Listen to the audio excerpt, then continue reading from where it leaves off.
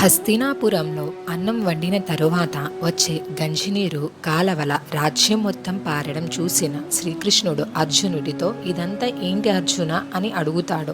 ప్రతిరోజు రాజ్యంలో అన్నదాన కార్యక్రమాలు జరుగుతాయి, దాని వలన వచ్చింది ఈ గంజినీరు అని గర్వంగా చెబుతాడు అర్జునుడు. ధర్మరాజు పాలనలో కరువుకు స్థానం ఉండకూడదు, అందుకే మేము ప్రతిరోజు 3 పూటలా ఉచితంగా అన్నదానం చేస్తున్నాము అన్నాడు. దానికి శ్రీకృష్ణుడు నవ్వుతూ, నా వెంట రా అర్జున అని బలిచక్రవర్తి పాలిస్తున్న లోకానికి తీసుకుని వెళ్తాడు. అక్కడ ప్రతి మనిషి ఒక్క క్షణం కూడా తీరిక లేకుండా ఏదో ఒక పని చేస్తూనే ఉంటారు. అప్పుడు కృష్ణుడు ఒకరిని పిలిచి, అయ్యా, ఇక్కడ ఉచితంగా భోజనాలు ఎక్కడ పెడతారో చెప్పండి అని అడగగా, స్వామి, ఇక్కడ అలాంటి కార్యక్రమాలు జరగవు. కష్టపడి పనిచేసి ఆ కష్టానికి తగిన ప్రతిఫలమే మేము తీసుకుంటాం.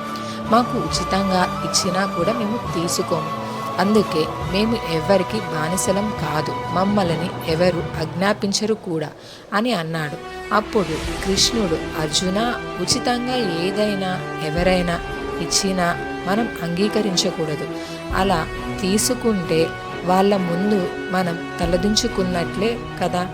ఒక రాజ్యం బాగుపడాలి అంటే ఇలా ఉచితంగా ఇవ్వకూడదు అని అంటాడు శ్రీకృష్ణుడు.